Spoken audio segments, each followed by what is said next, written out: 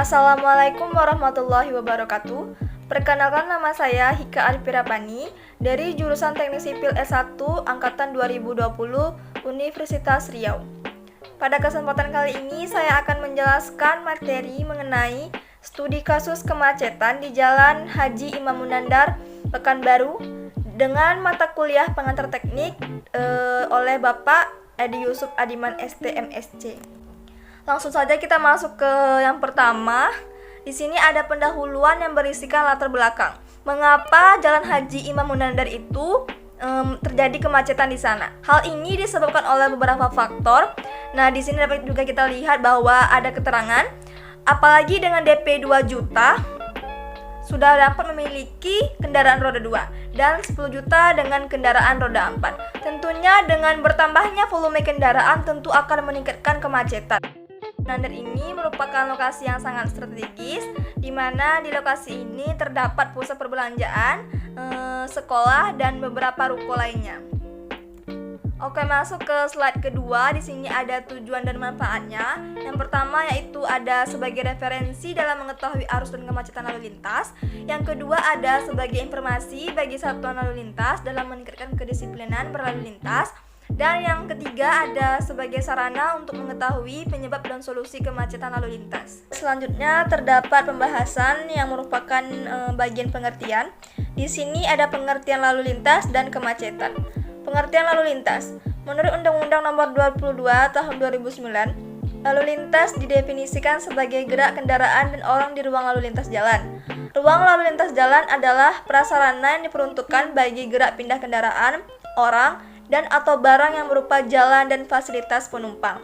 Atau juga bisa kita artikan sebagai suatu sistem yang terdiri dari beberapa komponen, meliputi infrastruktur dan sarana jenis angkutan berupa jalan, pelengkap jalan, fasilitas jalan, angkutan umum, dan yang menyelenggarakan proses pengangkutan.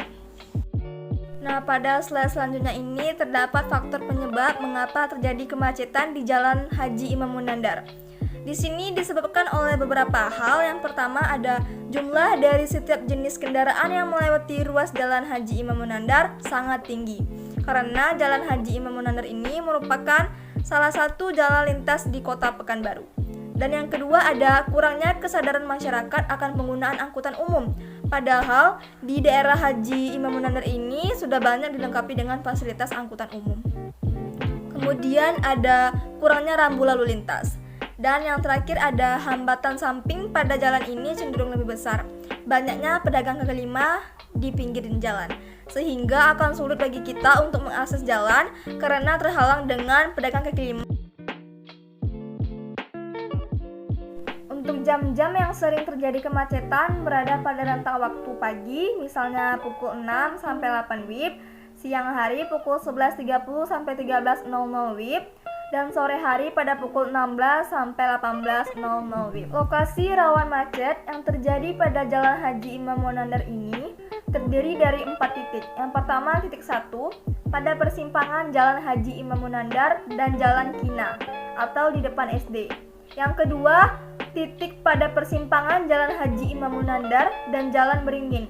Yang titik ketiga pada persimpangan Jalan Haji Imam Munandar dan Jalan Kafling 1. Dan titik keempatnya berada pada persimpangan Jalan Haji Imam Munandar dan Jalan Lumba-Lumba di depan Metro Plaza.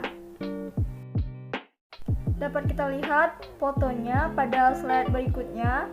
Nah, di sini terdapat beberapa foto yang menerangkan titik-titik rawan kemacetan di Jalan Haji Imam Munandar. Dan kita lanjut kepada faktor tak terbagi. Di ruas Jalan Haji Imam Munandar, faktor pemisah arah sebesar 65% sampai 35%, yang menggambarkan bahwa arah ke timur sebesar 65%, sedangkan arah ke barat sebesar 35%. Di sini artinya arah ke timur lebih dominan dibandingkan ke arah barat, maka faktor penyesuaian didapatlah hasil pemisah arahnya sebesar 0,91. Yang kedua ada faktor penyesuaian hambatan samping ditentukan berdasarkan jenis jalan, kelas hambatan, dan lebar bahu. Pada ruas Jalan Haji Imam Munandar, nilai frekuensi kejadian untuk hambatan samping total adalah 866 meter per jam. dan termasuk kelas hambatan samping dengan faktor penyesuaian sampingnya. Dan yang ketiga ada faktor pertumbuhan penduduk. Seperti yang kita ketahui bahwa semakin besar angka pertumbuhan penduduk, maka semakin besar juga volume kendaraan. Di sini kita juga akan menjelaskan cara mengatasi kemacetan yang ada di Jalan Haji Imam Munandar. Nah, hal itu bisa kita lakukan dengan beberapa hal. Yang pertama, menertibkan pedagang kaki lima di pinggir jalan serta membangun fasilitas trotoar untuk pejalan kaki. Dengan banyaknya pedagang kaki lima di pinggir jalan, tentu akan memperbesar hambatan samping sehingga akan berujung pada kemacetan. Yang kedua ada menertibkan angkutan umum yang berhenti di sembarangan di pinggir jalan. Yang kemudian, nomor 3, membuat jalur khusus untuk angkutan umum sehingga bus dan angkutan umum tidak berada satu jalur dengan kendaraan pribadi. Untuk itu kita harus mengetahui apa saja dampak dari kemacetan. Yang pertama ada kerugian waktu. Karena kita akan berjalan dengan kecepatan yang sangat rendah, tentu akan memakan banyak waktu. Kemudian ada pemborosan energi. Jika kita berjalan dengan kecepatan rendah, tentu akan membutuhkan bahan bakar yang lebih banyak. Kemudian ada keawasan kendaraan lebih tinggi, meningkatkan polusi udara.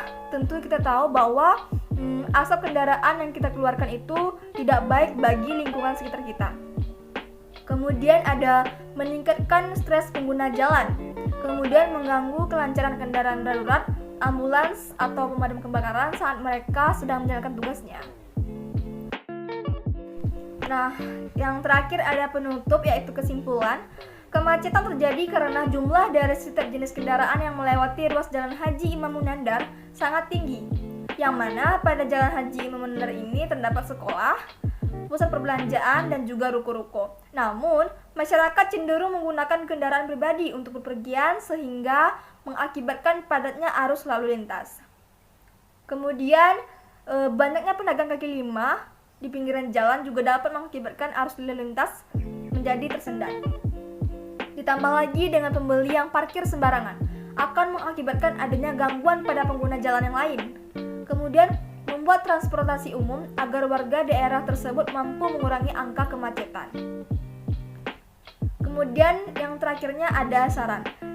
Kemudian di sini ada saran. Yang pertama, saran saya sebagai pengguna jalan seharusnya kita tahu akan rambu-rambu lalu lintas dan menaatinya. Jangan setelah kita tahu malah kita melanggarnya. Dan yang kedua ada jadilah warga negara yang baik dengan menggunakan transportasi umum yang disediakan oleh pemerintah dan tidak memperbanyak kendaraan pribadi. Kemudian ada kepada pemerintah agar hukuman bagi yang melanggar lalu lintas dapat dipertegas lagi dan membuat MRT misalnya dan pemasangan traffic light pada jalan yang memiliki potensi rawan kemacetan. Nah, sekianlah presentasi dari saya. Lebih dan kurang saya mohon maaf. Saya akhiri dengan wassalamualaikum warahmatullahi wabarakatuh.